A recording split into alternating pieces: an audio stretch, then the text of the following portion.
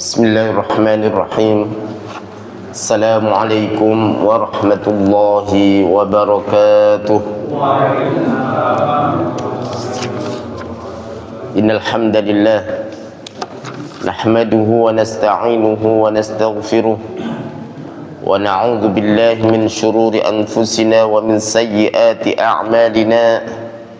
May yahdihillahu fala mudilla lahu ومن يضلل فلا هادي له أشهد أن لا إله إلا الله وحده لا شريك له وأشهد أن محمدا عبده ورسوله اللهم صل وسلم على حبيبنا ومولانا محمد صلى الله عليه وسلم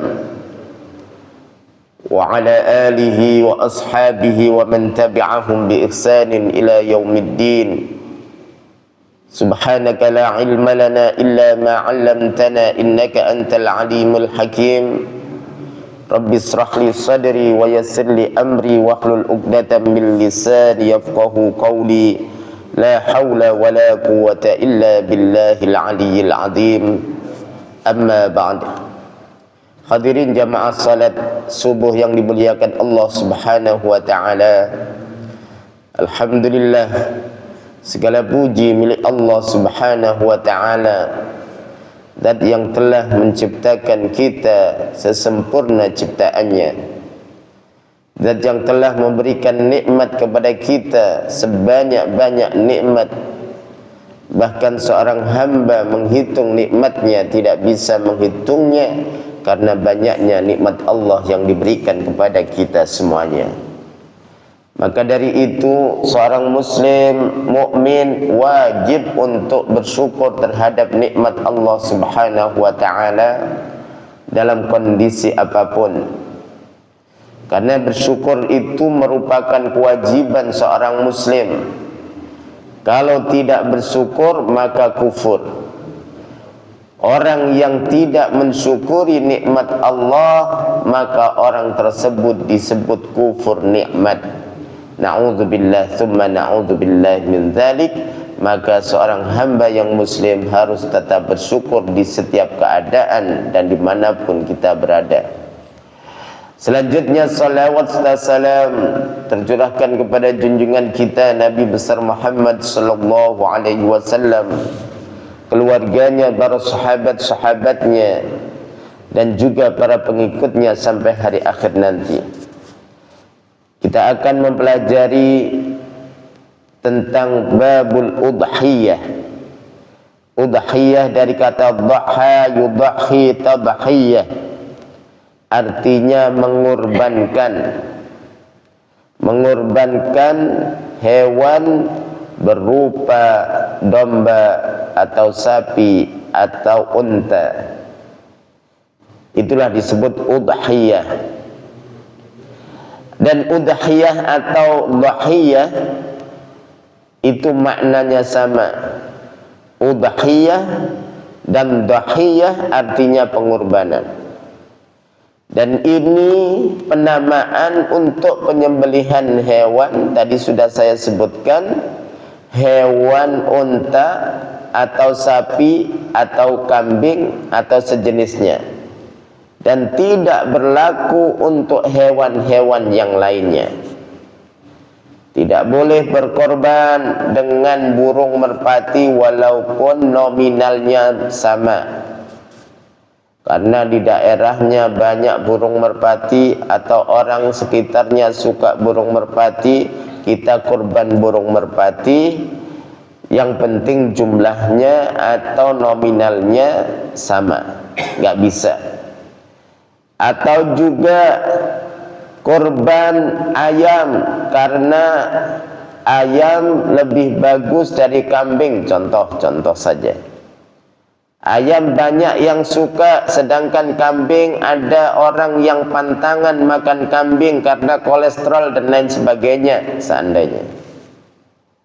Lalu sepakat kita nyembelih ayam, tidak diperbolehkan. Walaupun masyarakat sekitar setuju kita kurban ayam, maka kurbannya tersebut tidak sah dan tidak mendapatkan pahala kurban di sisi Allah Subhanahu wa taala. Mungkin pahala sedekah iya karena berbagi ayam, tapi pahala kurban yang begitu besar pahalanya tidak didapatkan karena menyelisihi syariat. Begitu juga sebaliknya, kita supaya lebih keren, lebih hebat, lebih tinggi martabatnya, jangan korban kambing atau sapi atau unta. Korban apa? Korban apa namanya Pak? Ayam unta, burung unta. Contoh, burung unta lebih banyak, dagingnya gede, nggak sah. Ya, jadi korban itu atau udhiyah itu hanya 3 jenis binatang, selain itu tidak diperbolehkan. Unta dengan sejenisnya, ada unta nakoh, ada unta ibil. Kalau dalam bahasa Arabnya, kalau bahasa kita ya unta-unta apapun. Ada sapi, ada sapi Bali, ada sapi apa namanya limusin, ada sapi Bima, ada sapi yang lainnya, ada sapi namanya dari Sumba itu, Sumbawa atau Sumba itu. Nah ini boleh, yang penting jenisnya sapi. Apakah boleh dengan sapi perah? Ya silakan saja kalau ada. Intinya jenis sapi. Yang ketiga adalah kambing. Ada kambing domba, kambing etawa, kambing Garut, kambing kacangan. Ada kambing kacangan ya Pak ya? Nah, yang kecil-kecil itu. Ada kambing apalagi domba Garut. Nah, sejenis ini boleh. Domba apapun, domba Australia, domba, pokoknya sejenis domba dan kambing itu boleh. Tapi selain itu nggak boleh. Contoh, kita lebih keren lagi, nyembelih kuda tidak diperbolehkan. Ya. Hadirin yang dirahmati Allah Subhanahu wa taala. Adapun waktunya yauman nahar, pada hari penyembelihan, dan ayyamut tasyrik, pada hari tasyrik. Kapan yaumun nahar? Yaumun nahar pada tanggal 10 Dzulhijjah. Itu yaumun nahar. Wa ayyamut tasyrik, pada hari tasyrik 11, 12, 13. Inilah hikmah diperpanjang hari raya Idul Adha, dikarenakan ada daerah atau tempat yang nyembelih binatangnya lebih dari 100. Kalau di masjid ini mungkin berapa Pak? 30 itu sampai sore kan? 30 sampai sore. Apalagi kalau menyembelih binatang sampai ratusan, bahkan ribuan. Di mana? Di Saudi, di Makkah, di Madinah. Sana itu dikumpulkan jadi satu dan disembelih, bahkan nyembelihnya ini atau pembagiannya ini tidak dibagikan pada waktu itu karena sulit untuk nyari orang yang menerima daging. Diawetkan, dikalengin, dibuat kaleng, ditransfer atau dikirim di negara-negara ekonominya rendah, ke Ethiopia, bahkan pernah ke Indonesia, daerah-daerah terbelakang ekonominya. Jadi inilah hikmahnya diperpanjang sampai 4 hari. Seandainya tidak diperpanjang hanya 1 hari, ya mungkin tidak disebut kurban nantinya yang banyak. ada 1000 kambing, 1000 sapi, itu nggak cukup hanya satu hari. Baik, masru'iyatiha, mana dalilnya disyariatkan tentang udhiyah? Ini surat yang terkenal, udah nggak asing lagi, yaitu surah Al-Kautsar. Inna a'tainakal kautsar fasalli li rabbika wanhar inna syani'aka huwal abtar. Inna a'taina, sesungguhnya kami memberimu. Inna a'tainaka al-kautsar. Al-kautsar ini nikmat yang banyak. Nikmat sehat badan, nikmat kelimpahan rezeki, nikmat anak-anak yang salih dan salihah, nikmat istri yang salih, nikmat lingkungan yang bagus, nikmat tetangga yang baik. Itu semuanya nikmat. Coba dicabut satu saja akan sedih. Nikmat tetangga nggak ada, orangnya nafsi-nafsi, nggak ada kepedulian, nggak saling sambung, sapa dan lain sebagainya, nggak enak. Atau sebaliknya, nikmat tetangga bagus, tapi nikmat keluarga dicabut, anaknya nggak solih, Masya Allah, itu neraka di rumah. Kenapa? Tidak merasakan kebahagiaan dikarenakan ada keturunan yang enggak solih. Hadirin yang dirahmati Allah Subhanahu wa ta'ala, jadi Allah memberikan nikmat kepada kita begitu banyaknya. Fasalli li rabbika wanhar.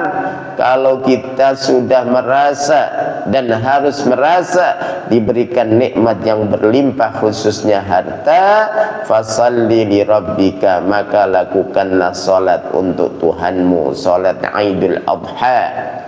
Lakukan salat Idul Adha dulu, wanhar dan sembelih. Ini menunjukkan bahwa kurban itu nggak boleh dilakukan sebelum salat Idul Adha, karena perintahnya fasalli, lakukanlah salat Idul Adha li rabbika, untuk Tuhanmu, bukan untuk manusia, bukan untuk orang tua, bukan untuk istri, bukan untuk anak.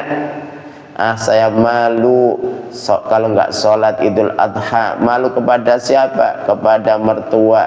Berarti sholatnya karena mertua, bukan karena Allah. Padahal Allah mengatakan fasalli li rabbika wanhar. Fasalli, sholatlah, li rabbika, untuk Tuhanmu. Sholat karena anak. Ya Allah, anak pas datang, kalau saya nggak sholat Idul Adha, sholat malu karena anak, maka sholatnya ini nggak diterima oleh Allah. Wanhar, dan sembelihlah. Jadi berkorban itu juga karena Allah, jangan karena tetangga. Tetangga saya korbannya sapi, saya harus sapi. Korban tetangga saya korbannya kambing, saya kambing. Jadi korbannya bukan karena perintah dari Allah, tapi malu kalau tidak berkorban karena tetangga. Tapi jangan juga, saya karena Allah gak usah korban aja dah kalau gitu. Nah, ini juga salah. Niat saya masih salah nih, masih karena tetangga gak usah korban. Seharusnya bagaimana? Niatnya dirubah, tetap berkorban. Hadirin yang dirahmati Allah Subhanahu wa ta'ala. Wan-nahr wa dzabhul udhiyah, tadi sudah saya jelaskan apa itu nahar. Nahar itu dzabhul udhiyah, menyembelih binatang kurban. Dan ini dilakukan oleh baginda Rasulullah sallallahu alaihi wasallam dan umat Islam, dan merupakan ijma'. Ijma' itu artinya kesepakatan para ulama. Jadi kurban itu atau udhiyah itu tidak pendapat satu ulama, tapi ijma itu sepakat ulama-ulama bahwa kurban itu disyariatkan. Dari mana perintahnya? Dari Allah. Surat apa? Surat Al-Kautsar. Ayat keberapa? Ayat kedua. Fasalli li rabbika wanhar, maka salatlah karena Tuhanmu atau Allah, wanhar, dan sembelihlah binatang kurban karena Tuhanmu atau karena Allah. Hadirin yang dirahmati Allah Subhanahu wa taala, adapun fadilah atau keutamaan berkurban. Jadi daging kurban atau orang yang berkurban itu mendapatkan pahala yang luar biasa, sebagaimana hadis dari Aisyah radhiyallahu anha, anna Nabiy sallallahu alaihi wasallam qala: "Ma 'amila adamiyyun min 'amalin yawman nahr." Tidak ada amalan anak Adam pada waktu hari nahar, pada hari penyembelihan, ahabbu ilallah, yang lebih dicintai Allah, kecuali menyembelih binatang atau ihraqud dam. Jadi pada hari nahar tidak ada amalan sunnah yang lebih baik kecuali yaitu menyembelih binatang kurban. Yang sunnah ya Pak ya. Contoh menyantuni anak yatim di hari kurban bagus, tapi lebih dicintai oleh Allah yaitu menyembelih binatang.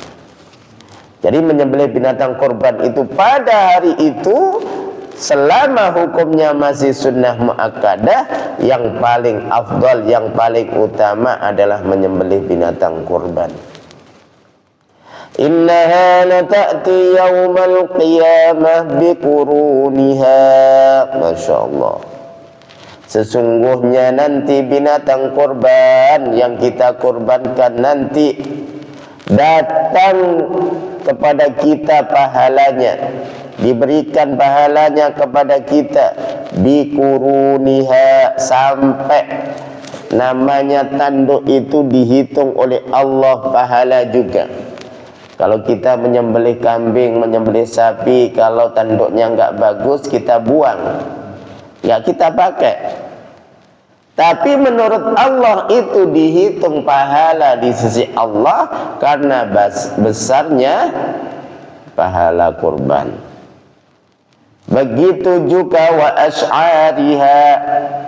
Asy'ar itu dari kata syi'run yang artinya rambut, bulu. Bulu itu kalau dibagikan nggak pada mau. Masya Allah, ini kurban berbagi bulu, nggak ada yang mau. Kenapa? Karena nggak bisa dimanfaatkan. Tapi di sisi Allah, orang yang berkurban bulunya pun itu mendapatkan pahala di sisi Allah Subhanahu wa ta'ala. Wa adlafiha, dan kukunya. Kuku binatang kurban itu nggak bermanfaat, nggak ada yang mau kalau kita kasih. Kalau kita kasih akan dibuang dan bahkan akan memunculkan omongan yang nggak enak. Ya Allah, ini panitia ngasih binatang kurban hanya kuku. Jadi omongan panitia itu memang serba repot. Serba repot apa? Kalau kurang kena omongan. Ini biasanya dibagi kok nggak dibagi, kena omongan. Kalau terlalu sedikit bagiannya, ini ngasih daging segini dimasak kotor-kotorin panci, kena lah lagi. Itu panitia. Tapi harus sabar, panitia harus sabar, karena pahalanya di sisi Allah Subhanahu wa ta'ala. Baik hadirin yang dirahmati Allah Subhanahu wa ta'ala, sampai kukunya pun itu akan dicatat sebagai pahala bagi orang yang berkorban. Kuku korban. Wa inna ad-dama la yaqa'u min Allahi bimakanin qabla an yaqa'a 'alal ardi. Sesungguhnya darah yang kita sembelih itu kan darah langsung ngucur ke tanah. Disebutkan ini darah itu belum nyampe ke tanah, tapi pahalanya sudah dicatat oleh Allah karena cepatnya pahala korban ini. Kalau sholat nunggu apa? Sampai selesai. Kalau puasa tidak akan dicatat kecuali sampai selesai. Pertengahan puasa, zuhur makan, nggak dicatat sebagai amalan puasa. Tapi kalau berkorban nggak nunggu kulitnya dikulitin atau korbannya dikulitin dan dibagikan, enggak. Ketika menyembelih dan keluar darah itu sudah dicatat pahalanya di sisi Allah Subhanahu wa taala. Itu cepatnya pahala korban dicatat oleh Allah Subhanahu wa taala. Fatibu biha nafsan, maka perbaiki jiwamu dengan korban itu. Maksudnya apa? Kalau berlebih hendaklah berkorban, karena ini akan memperbaiki jiwa kita dari kekikiran. Hadirin yang dirahmati Allah Subhanahu wa taala, adapun hukumnya adalah sunnah bukan wajib. Sunnahnya muakkadah. Muakkadah itu artinya apa? Yang dikuatkan. Baginda Rasulullah sallallahu alaihi wasallam senantiasa setiap tahun menguatkan dirinya untuk berkorban 2 domba amlahaini, yaitu yang berwarna putih ke hitam, ada campur hitam, itu amlahaini. Hadirin yang dirahmati Allah Subhanahu wa taala, akranaini. Jadi dalam hadis dikatakan Rasulullah itu senantiasa melaksanakan korban di setiap tahunnya. Wa yukrahu tarkuha ma'al qudrah 'alaiha. Dan makruh hukumnya bagi orang yang mampu tapi tidak mau berkorban. Ustaz, saya cicilan mobil sekian, cicilan rumah sekian. Jadi kalau pas awal bulan itu dan makan sampai akhir bulan pasti pas. Tapi cicilan mobilnya berapa? 15 juta. Contoh. 15 juta, cicilan rumahnya 25 juta. Sudah berapa, Pak? 40, betul enggak? 25 tambah 15, 40. Makannya setiap bulan berapa? 20 juta, 60 juta. Itu pas, Ustaz, saya nggak bisa korban. Padahal korban satu kambing berapa? 3,5 juta ya, atau 3 juta lebih sedikit.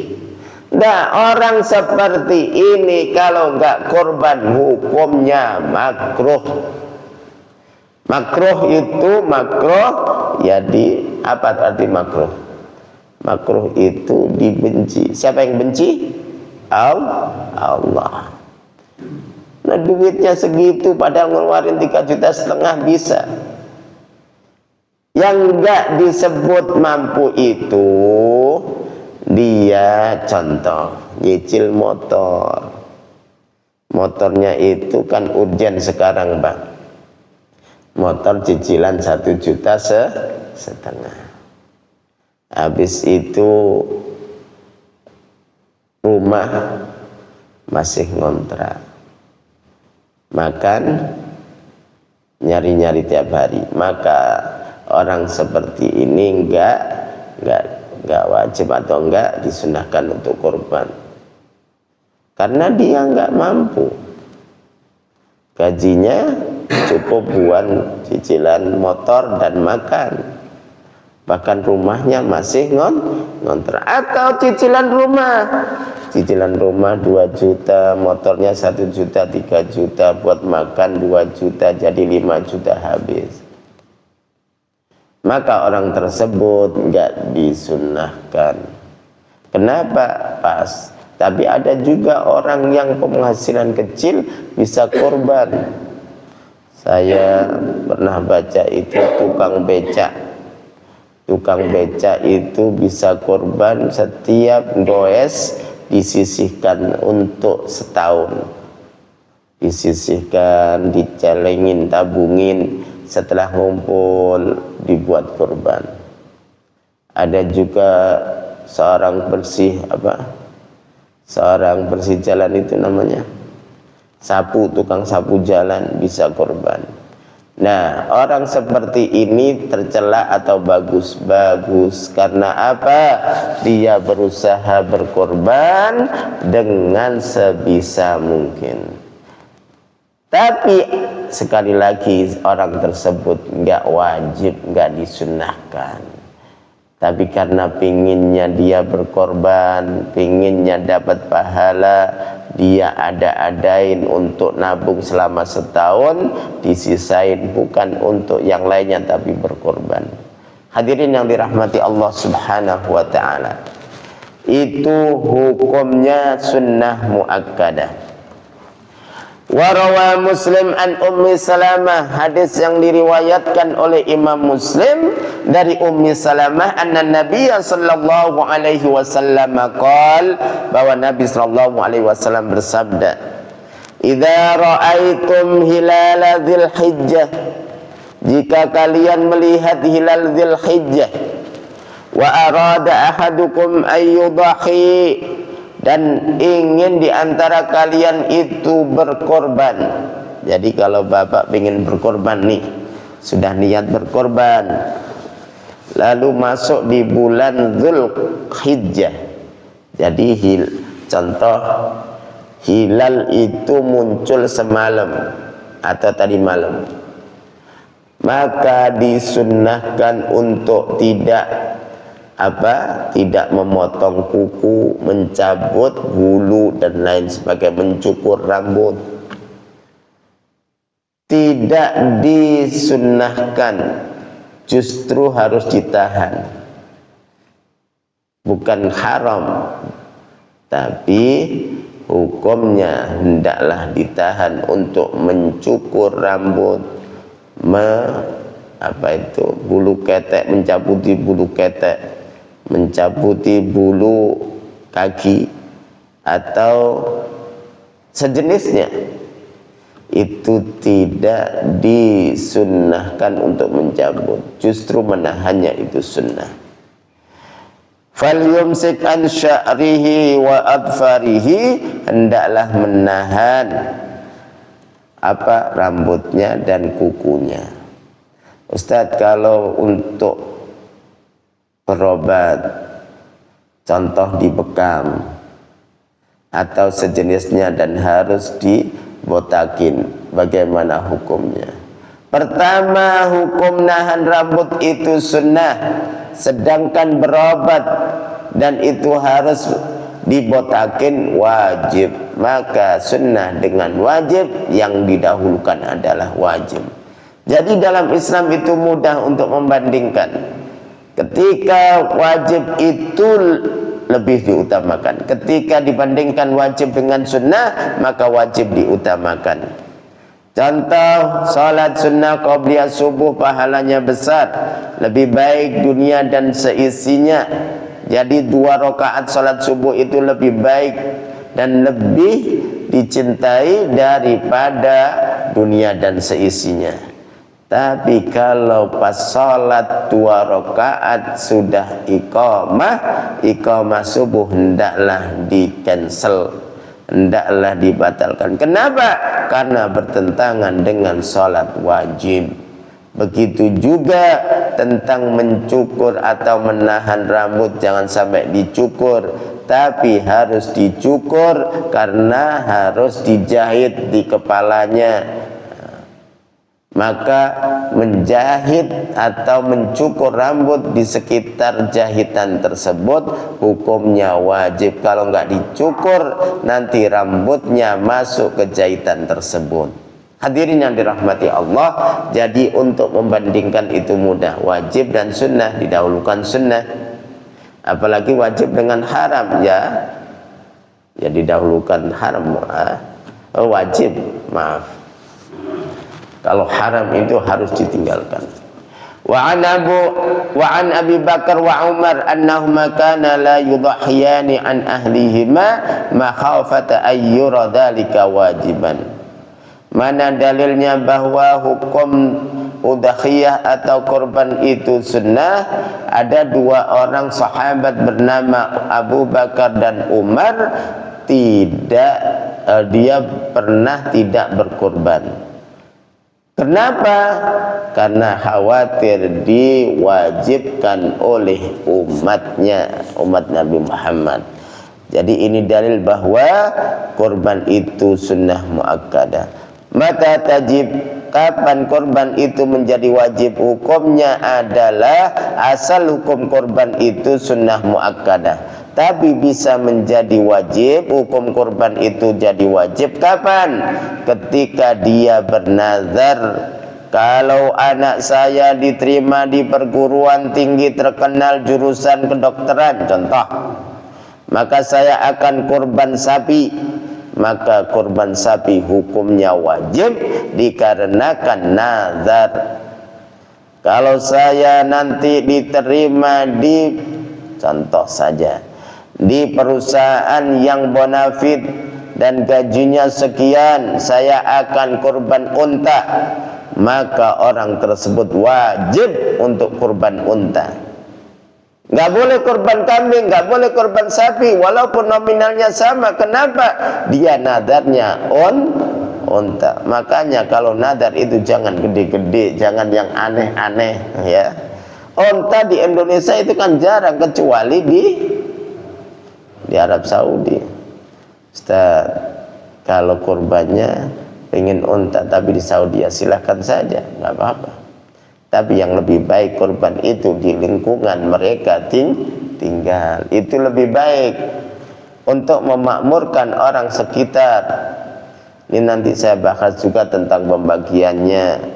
Dalam pembagian daging itu sekitar dulu, ya, sekitar dulu. Kalau sudah penuh baru dibuang atau dibagikan di tempat yang jauh. Kan biasanya ada yayasan dari jauh datang, gitu kan? Datang dari jauh, kita terima, tapi harus kasih syarat nanti kalau cukup ya Pak ya, di sekitar kita dahulukan. Walaupun dia tiap tahun di sini, ya. Kalau cukup, alhamdulillah dibagikan. Jadi sekitar dulu, baru orang lain. Kan namanya korban itu kadang jumlahnya turun, kadang jumlahnya naik. Sini 30 sapi. Masya Allah, barakallah. Tak campur kambing ya. Jadi sekitar dulu dibagikan. Hukumnya sudah tahu. Ketika dia nadar, hukumnya wajib dan sesuai nadarnya. Kalau nadar, tapi kalau nadar ini bertentangan dengan syariat, nggak usah dilakukan. Contoh nadar, saya nanti kalau anak saya bisa masuk ke perguruan luar negeri, contoh, dia nadarnya apa? Kurban ayam. Nah, kurban ayam itu kan nggak ada syariatnya. Maka kurban ini enggak termasuk nadar, maka dia kurban kambing. Enggak ada syariat kurban ayam. Ini bertentangan syariat. Apakah dilakukan? Dia melakukan, wajib karena nadar, tapi kurbannya harus kurban kambing. Karena tadi kan kurban ayam. Nah, nadarnya korban ini wajib dilakukan, tapi jenisnya nggak boleh ayam, karena jenis ayam ini bertentangan dengan syariat. Jelas ya Pak ya? Orang yang bernadar itu wajib melakukan nadarnya, tapi jenisnya yang nggak wajib karena bertentangan syariat. Tapi kalau nadarnya unta, wajib dia unta, karena unta itu sesuai syariat. Adapun sulit, kenapa dia nadarnya sulit, mempersulit diri? Nadar unta yang harus dari Arab, wajib dia untuk kurban dari Arab. Ya, nadar yang wajar-wajar saja. Wal udhiyah syara'aha Allah ikhya'an li dzikra Ibrahim. Adapun hikmah daripada udhiyah disyariatkan untuk menghidupkan peristiwa Nabi Ibrahim. Jadi ketika Nabi Ibrahim itu disuruh menyembelih anaknya lalu diganti domba, dari situlah disyariatkan. Berarti dari dulu sudah ada yang namanya kurban. Iya, ada. Sebelum Nabi Muhammad diutus menjadi Rasul, sebelum Nabi Muhammad dilahirkan, itu sudah ada perintah berkurban. Kurban diawali dari siapa? Dari Nabi Ibrahim untuk menyembelih anaknya, tapi diganti oleh Allah domba yang dari surga. Dan hikmah yang kedua adalah untuk memberikan makan yang enak kepada orang-orang fakir miskin di hari Id. Hari raya Idul Adha, kita berbagi bagi yang mampu dengan membagikan daging. Hadirin yang dirahmati Allah, ini sesuai hadis Rasulullah, innama hiya ayyamu aklin wa syurbin. Sesungguhnya pada hari Idul Adha itu hari makan dan minum, dan juga hari zikrullah, mengingat Allah, takbiran. Jadi takbiran yang lama itu takbiran di Idul Adha. Takbiran tahu Pak? Allahu Akbar, Allahu Akbar itu. Dan itu bacanya kapan? Sampai hari 13 sebelum terbenamnya matahari, tanggal 13. Kalau hari raya Idul Fitri itu hanya sebelum sholat dan habis sholat udah. Duhur enggak. Contoh, jadi singkat dan padat. Singkat dan padat. Kalau Idul Adha lebih panjang waktunya. Makanya disebutkan di situ adalah hari mengingat Allah. Baik, mimma takun Ustaz, saya jelaskan binatang apa saja yang harus dikorbankan, yang wajib dikorbankan, yang boleh dikorbankan. Ini saya lewati aja karena banyak yang penting. Apa binatang yang enggak boleh atau udhiyah yang enggak boleh dikorbankan? Pertama, kambing yang sakit, sapi yang sakit, unta yang sakit enggak boleh dibuat kurban. Jelas dia sakit dibuat kurban walaupun harganya murah, enggak sah. Masuk ke bagi-bagi daging tapi tidak masuk pahala kurban. Dia menyembelih kurban, tapi kurbannya itu binatang yang enggak sah dikorbankan. Contoh sakit, atau nih Pak, yang sering cacat, itu kembali lagi panitia itu berat. Cacat belinya utuh, habis mau disembelih sehari sebelum penyembelihan kakinya patah, nggak sah. Bagian siapa itu? Makanya akadnya harus jelas. Berat panitia itu. Ya kalau kambing, kalau sapi lumayan. Bagaimana? Ya akadnya dengan penjual atau apa. Biasanya 1 hari sebelum hari H dikirimnya.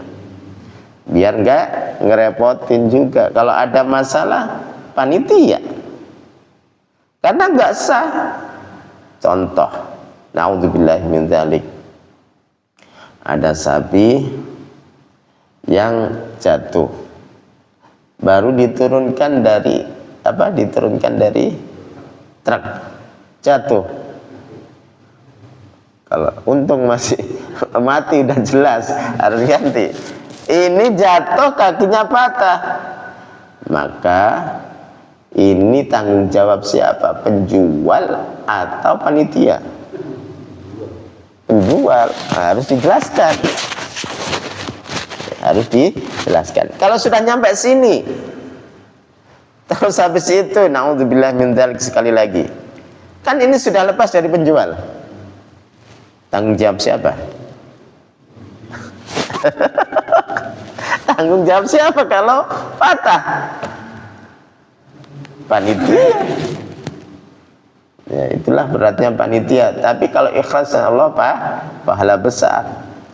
Makanya saya itu kalau dulu jadi panitia itu, ya sebelum penyembelihan itu banyak doa aja.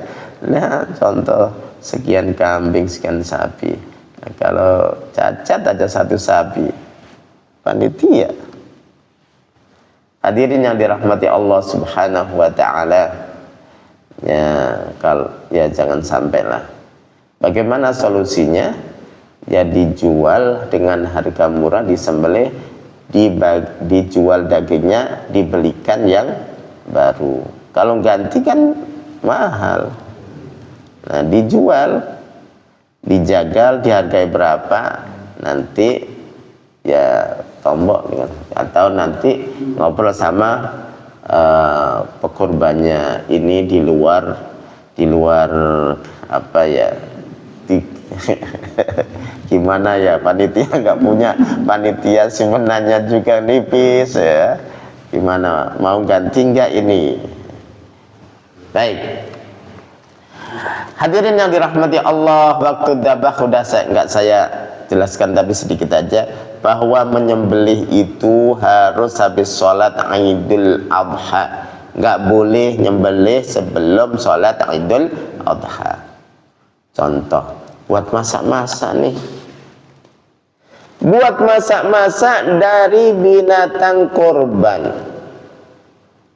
Sekali lagi, boleh dah hukumnya. Boleh kalau tidak melebihi dari sepertiga, tapi jangan disembelih sebelum sholat Idul Adha, karena tidak disebut tidak mendapatkan pahala kurban, pahala biasa bagi daging doang, karena jauh pahalanya. Jadi harus hati-hati. Ustaz, biar zuhur bisa makan sate dan gulai, jadi sembelih pagi, tidak bisa. Kalau toh pengen gitu, beli kambing sendiri, kan biasanya ada uang apa itu, uang sembelihan ya, infak potong. Sebenarnya infak potong itu kembali ke motong juga, habis. Saya panitia itu sekian, ya habis buat infak potong, buat untuk beli air, buat untuk apalagi tendanya, buat untuk yang memotongnya.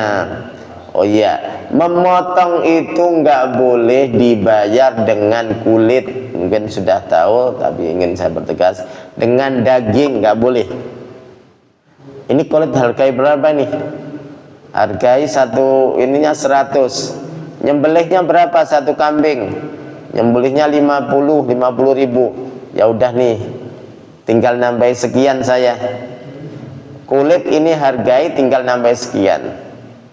Itu nggak boleh. Walaupun ada pendapat yang membolehkan, yaitu madhab Abu Hanifah, tapi lemah. Nggak boleh jual kulit, nggak boleh jual daging, nggak boleh jual semua binatang kurban, mulai kulitnya, bulunya, atau tanduknya, atau kukunya, nggak boleh. Apalagi dagingnya, nggak boleh dijual.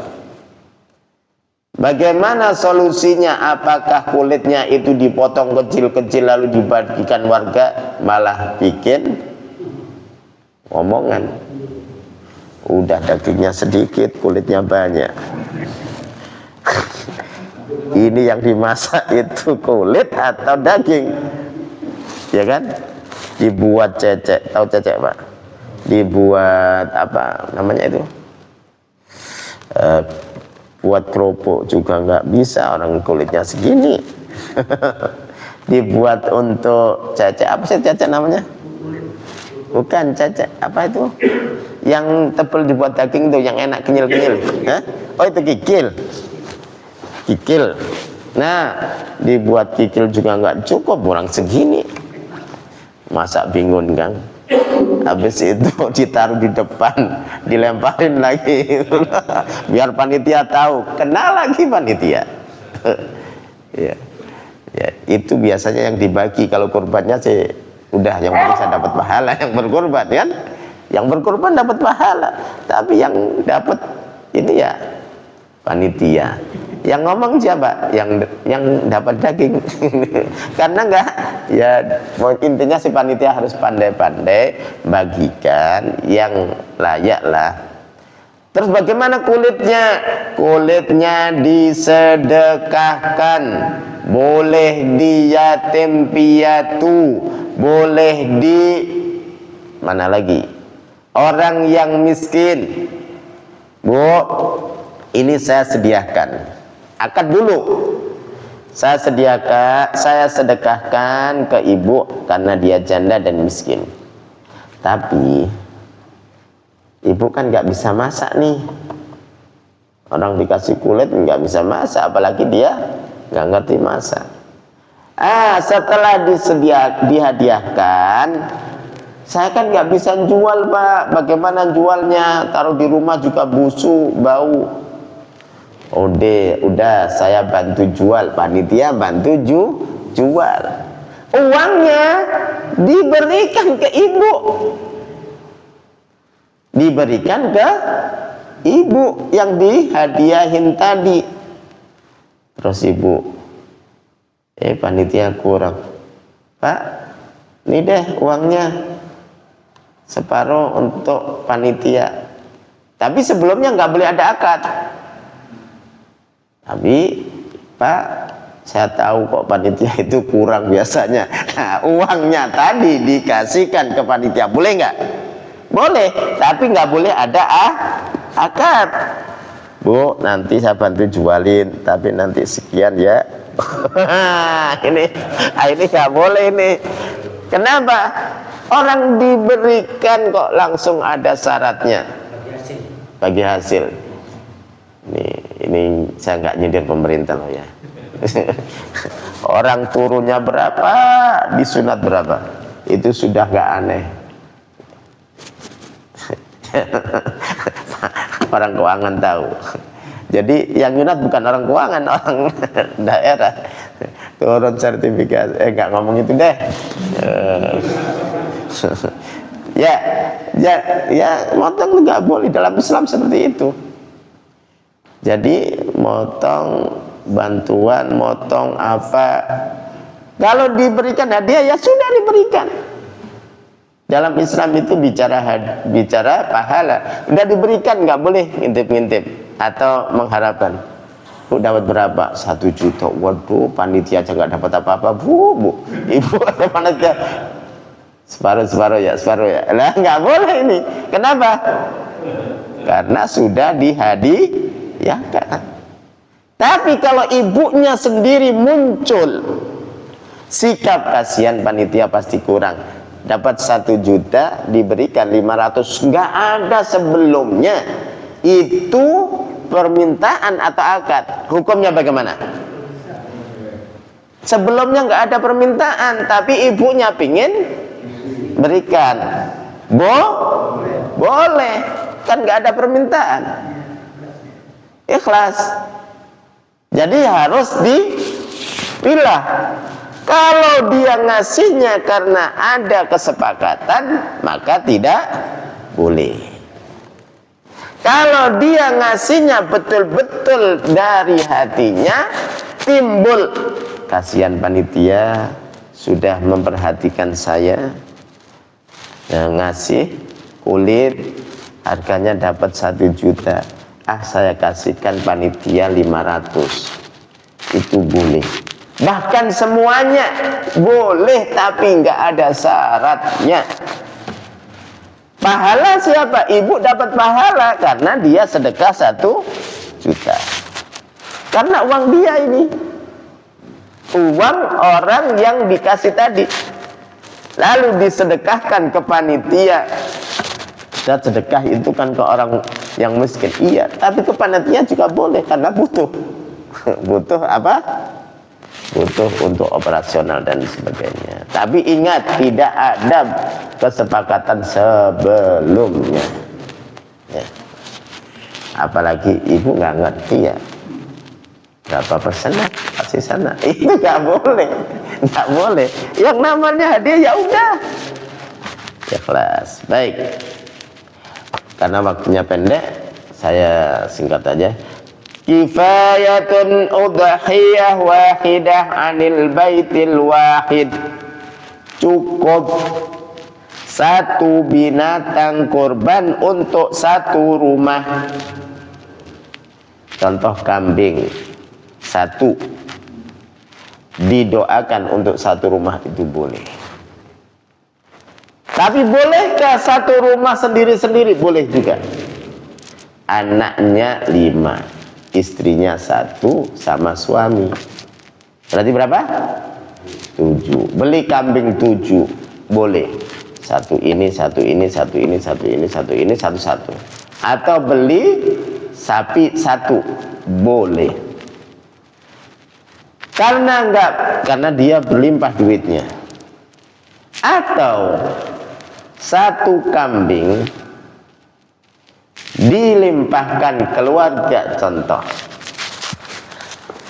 untuk keluarga si fulan, si A, satu keluarga didoain, Allahumma taqabbal hadhihi al-udhiyah min fulan.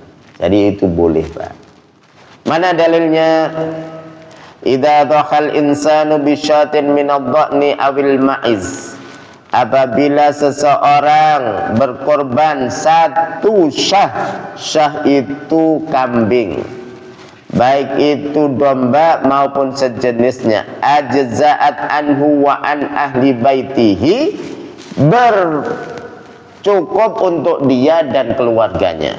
Faqad kana ar-rajul minas sahabah, ada salah seorang sahabah radhiyallahu anhum yudhi bisyah an nafsihi wa ahli baitihi, berkorban untuk dirinya dan keluarganya satu kambing. Fahiya sunnah kifayah. Sunnah kifayah itu kifayah cukup. Ada fardu kifayah. Fardu wajib kalau dilakukan sebagian, gugur yang lain. Sunnah kifayah dilakukan sunnahnya, dilakukan satu, gugur yang lain. Baik. Rawahu Ibnu Majah wa Tirmidzi wa sahahahu anna Aba Ayyub qala kana rajul fi ahdi Rasulillah. Jadi ada seseorang pada zaman Rasulullah yudhi bisyah anhu wa an ahli baitihi, dia berkorban satu kambing untuk dirinya dan untuk keluarganya. Fayakuluna wa yut'imun, mereka juga makan dan mereka juga ngasih makanan. Jadi pembagian daging ini boleh seperti ini, nanti saya jelaskan. Jawa hatta tabahan nas fasara kama tara, orang-orang berlomba dan seperti yang kita lakukan pada hari ini. Jawazul musyarakah fil udhiyah, boleh musyarakah dalam berkorban, tapi perlu saya garis bawahi musyarakah yang bagaimana. Contoh, sapi 1 dipakai 7 keluarga, itu boleh. Rumah 1, rumah 2, rumah 3, rumah 4, rumah 5, 6, 7. Ini satu sapi. Satu sapi buat 7 orang. Itu boleh musyarakah. Kalau akikah nggak boleh. Akikah nggak boleh satu sapi. Contoh, kan disunahnya 2 kambing kalau laki-laki atau 2 domba. Musyarakah anaknya bergabung semua. Nggak bisa. Ya, idza kanat minal ibil wal bakar, kalau ibil itu unta dan sapi itu 7. Fatujil bakara awal jamal sabatu, maaf 7 orang kalau sapi dan unta. Jamal itu unta. Idza kanu qasidinal udhiyah wa taqarrub ila Allah. Jadi sekali lagi, kalau onta itu 7 orang, sapi 7 orang, kalau kambing untuk 1 orang. Terus katanya tadi untuk keluarga, Nah, ini beda. Maksudnya gini, Pak. Ini beda, bukan keluarga, tetangga, kakaknya beda, 7 orang, lalu bergabung dalam satu sapi, itu boleh. Dihitung satu sapi, ya. Kalau satu rumah satu sapi juga nggak boleh. Terus katanya kambing bisa satu keluarga. Iya, itu diniatkan toh untuk saya dan keluarga saya, itu boleh. Baik. Tauzi'u lahmil udhiyah, pembagian daging kambing. Yusannu lil mudhi ayyakula min udhiyatihi, disunnahkan orang yang berkorban itu memakan daging kurbannya. Makanya contoh ini sering terjadi, jangan dibagikan daging kurbannya ke dia. Contoh saya kurban nih, kurban kambing. Ada panitia bilang jangan makan daging kurban dari kurban sapi kambing saya ini. Itu nggak apa-apa. Nih, yusannu lil mudhi ayyakula min udhiyatihi, boleh orang yang berkorban itu makan daging kurbannya, bahkan hukumnya sunnah.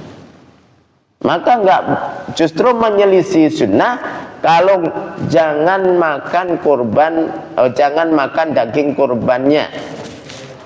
Nah, itu enggak. Justru sebaliknya, boleh makan daging kurban, disunnahkan. Wa yuhdilil aqarib, menghadiahkan untuk kerabat-kerabatnya. Wa yatasaddaq minha 'alal fuqara, dan bersedekah kepada fakir. Jadi ada 3, Pak. Dimakan sepertiganya dibagikan ke kerabat-kerabatnya. Kerabat itu ya tetangga termasuknya. Terus sepertiga fakir miskin. Jadi nggak ada istilah nggak boleh makan daging kurbannya. Boleh dikasih. Nah, dikasih contoh ya boleh 2 kilo. Kan itu nggak melebihi dari sepertiga. Saat kalau dikasih 2 kilo habis nanti. Yang fakir miskin banyak, ya udah kasih 1 kilo. Jangan sampai pekurban itu nggak dikasih, kecuali kalau kurbannya ngomong saya nggak mau bagian daging kurban, sudah berikan saja ke fakir, itu boleh, karena dia tidak mau menerima. Masa kita paksain? Oh, nanti berselisih dengan sunnah, bahaya, dosa. Orang nggak mau daging kurban digituin. Nggak bisa juga ya. Ini namanya tasyadud itu ekstrim. Bapak harus nerima nih, sunnahnya harus nerima. Kalau nggak mau nerima, awas nanti jadi si sunnah. Ya nggak boleh gitu. Masa kurban ngasih dipaksain? Ya sunnahnya dikasih. Kalau nggak mau nerima, ya sudah dikasih yang lain. Jangan maksa-maksain orang, itu sunnah juga. Atau nah ini dalilnya, qala Rasulullah sallallahu alaihi wasallam bersabda, kulu, makanlah. Jadi boleh makan daging kurban, wa at'imu, dan kasih makan orang-orang kerabat, saudara atau tetangga, waddakhiru, dan simpan, itu boleh. Waqad qala ulama mengatakan al-afdal ayyakula thuluth, sepertiganya boleh dimakan. Wa yatasaddaq bithuluth, dan disedekahkan sepertiga. Wa yadakhir as-sulus, dan disimpan sepertiga. Tapi orang Indonesia orang yang bager-bager baik-baik, enggak sepertiga dimakan. Udah sedikit aja, yang penting bagikan fakir miskin. Itu lebih baik karena kebutuhan kepada fakir miskin banyak. Tapi jangan disalahkan kalau minta sepertiga, saya bagian sepertiga. Kata panitianya, kurang ajar, udah beli sana deh. Nggak boleh juga. Tapi sepertiga jangan dihitung gini, Pak. Contoh.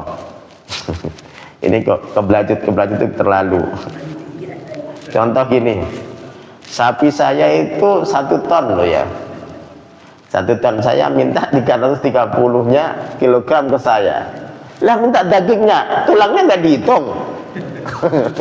Kan kampanye sapi beratnya itu 1 ton contoh, ya. Kulitnya nggak dihitung, terus tulangnya nggak dihitung, kotorannya nggak dihitung. Tapi mintanya 1 ton, berarti sepertiganya berapa? 330 lah. Dipasin lagi 333. Terus kata panitia, terus akhirnya kemana, Pak? Kulitnya kemana, Pak? Ini namanya pengorban yang nggak tahu adab gitu. Sepertiga itu kalau dagingnya jadi daging itu berapa? Sepertiganya, bukan dihitung pas kelondongan, pas hidup. Itu panitia bisa nangis nanti. Semuanya minta gitu. Jadi sepertiga itu sepertiga daging, bentuk daging. Tapi subhanallah, saya belum menemukan di Bekasi, di daerah Jawa Timur itu yang minta sepertiga, enggak. Paling minta ya 2 kilo, 3 kilo. Setelah itu udah dibagikan. Ya, itu luar biasa. Apa? Ya, selanjutnya al-mudahiyat bahu bi nafsihi, seorang yang berkorban itu lebih baiknya nyembelih sendiri, walaupun taruh di panitia, tapi lebih baiknya disembelih sendiri, lebih baiknya. Tapi kalau yang nyembelih kena lihat darah udah gemeteran, ya jangan dipaksain, Pak. Lebih afdolnya itu nyembelih sendiri. Padahal bapaknya lihat darah udah gemeteran, megang apa namanya itu, pisau goloknya aja udah habis itu nyembelih, bukan nyembelih malah jatuh kena kakinya, tambah repot. Nah ini jangan dipaksakan. Afdal itu nyembelih sendiri. Kalau nggak nyembelih sendiri, ini tasadud lagi, nggak afdal, dikurangi pahalanya. Masya Allah. Gak usah gitulah. Kalau dia nyembelih sendiri itu lebih afdal. Kalau nggak kuat, nggak usah maksa-maksain karena afdalnya. Baik. Dan kalau nggak bisa, itu hendaklah menyaksikan. Sunnahnya nyaksikan, bukan nggak percaya, tapi disuruh nyaksikan. Karena apa? Ini jadi saksi nanti di hadapan Allah. Pas nyembelih, saya nanti undang ya, pas nyembelih kurban saya. Panitia jangan seudan juga. Ya Allah, nggak percaya itu bapak. Bukan, itu sunnahnya. Jadi nggak boleh seudan juga. Panitia, masuk nih. Ini tukang udah kambingnya kecil, minta dihadirkan lagi. Udah seudan lagi wanita. Nggak boleh juga. Memang sunnahnya itu pengen dihadirkan. Kalau nggak nyembelih sendiri, ngelihat. Mana dalilnya? Nih, wa in kana la yuhsinu dzabhi falyasad wa yuhdur. Jika dia itu tidak pandai untuk menyembelih, maka hendaklah hadir untuk menyaksikan. Sebagaimana Rasulullah sallallahu alaihi wasallam berkata kepada Fatimah, "Ya Fatimah, wahai Fatimah, qumi fasadi udhiyataki." Bangun, pergi ke sana, saksikan korbanmu. Fa innahu yughfaru laki 'inda awwali qatratin min damya kullu dhanbin amiltihi. Sesungguhnya ketika kamu menyaksikan pas waktu penyembelihan, setiap tetes itu akan menghapus dosa-dosamu. Ini maksud dan manfaat daripada menyaksikan kurban. Ketika darah ngucur satu tetesan itu sudah menghapus dosa. Baik, dari sini saya cukupkan karena sudah waktu suruk. Kalau saya bahas panjang. Ya, baik, ada pertanyaan, monggo. Ya, monggo. Dalam kepanitiaan korban kalau hewan korban itu sudah diserahkan ke panitia, itu menjadi tanggung jawab panitia. Betul. Seandainya mati ataupun cacat, Panitia. Iya. Bolehkah kita berakad kepada si korban bahwa tanggung jawab kita itu sampai menyembelih? Jadi ketika hewan diserahkan sebelum disembelih itu mati, itu bukan sudah tanggung jawab. Boleh. Harus ada akad kalau lebih baik. Nah, tapi perlu juga panitia jangan sampai gini. Udah akad gitu, udah biarin, nggak usah kasih makan, udah biarin, nanti nggak boleh juga. Menyepelekan, ya udah dititipkan kan. Tapi kalau ada mati bukan tanggung jawab panitia, tapi panitia harus perhatikan, ya. Udah jangan dijaga, nggak taunya pas paginya, lu mana daging kurma apa sapinya hilang itu. Nah ini berarti menyepelekan, ya. Enggak. Pembagian. Korban itu kan hukumnya Sunnah muakkad. Tapi menjadi wajib ketika kita Nadar. Lah, kalau nadarnya itu karena ketidaksukaan atau kebencian kepada seseorang, andai kan kita ambil contoh, kalau si A nanti kepilih jadi lurah karena tidak senang itu, saya akan berkorban 10 kambing atau 10 sapi. Kalau nggak jadi maksudnya?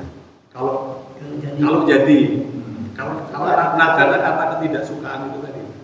Kalau tidak suka, kan ada kita pernah dengarlah kayak gitu. Misalnya ada orang nggak jadi, kemudian dia nazar. Oh, kan? Jadi karena dia nazarnya itu kan karena ketidaksukaan kan. Kalau itu menjadi wajib gitu. Iya. Baik. Jadi nazar itu karena rasa syukur, keberhasilan.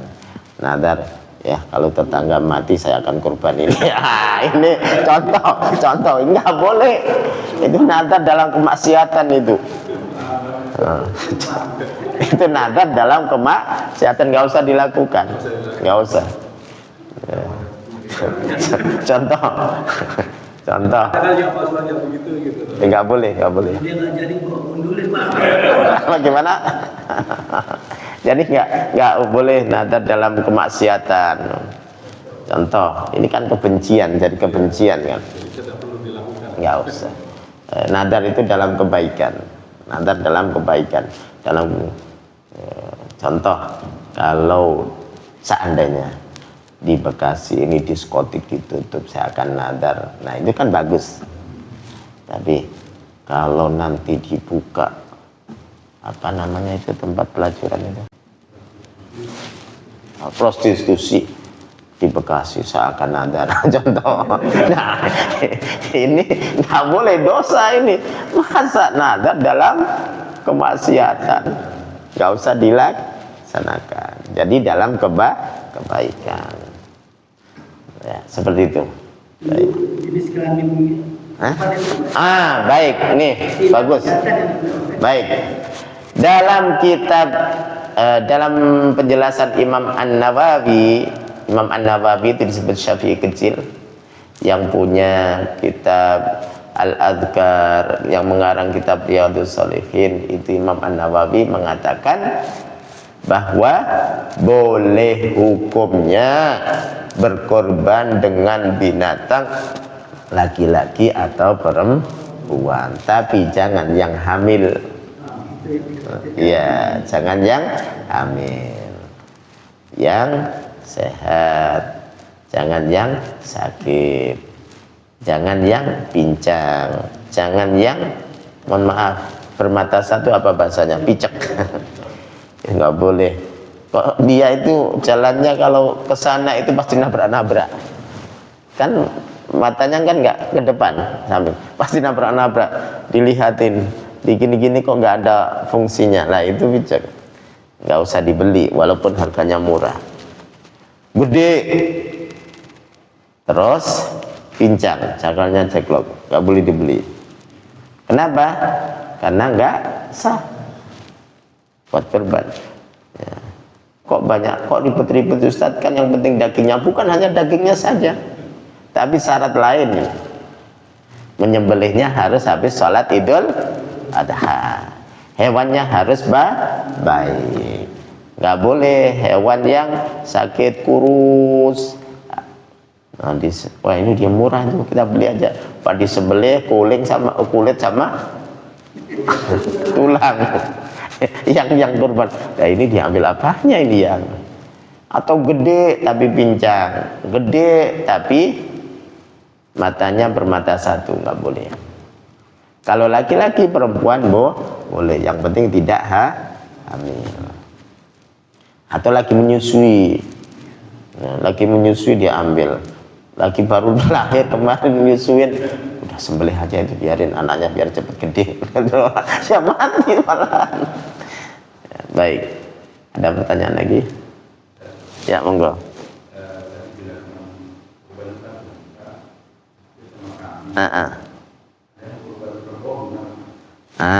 Bagaimana hukum kurban kerbau? Itu ada di Jawa Tengah, ada di daerah-daerah yang ada di daerah yang memang dia menghormati sapi, kayak di Bali, menghormati di India. Di India itu sapi sangat dihormati. Nah, bagaimana hukumnya? Boleh atau kambing atau unta. Kerbau itu sejenis sapi kan? Ya itu boleh. Yang penting jangan kuda. Ya, jangan kuda. Baik, ada pertanyaan lagi?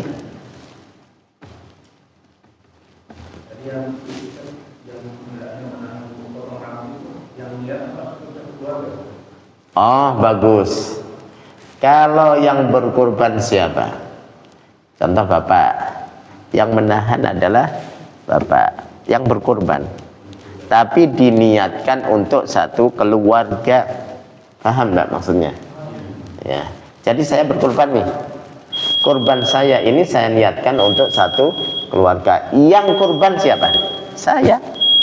Bukan satu keluarga, tapi pahalanya untuk satu keluarga. Ustadz kok dibagi-bagi sedikit dong? Itu kan hitungan kita. Contoh, bagi-bagi sedikit, itu hitungan kita. Nah baru suruh ya? Oh duha, ayo cepet aja. Udah? Gak apa-apa. Cukup? Baik, kita tutup dengan doa kafaratul majlis. Subhanakallahumma bihamdika asyhadu an la ilaha illa anta astaghfiruka wa atubu ilaik. Wassalamualaikum warahmatullahi wabarakatuh.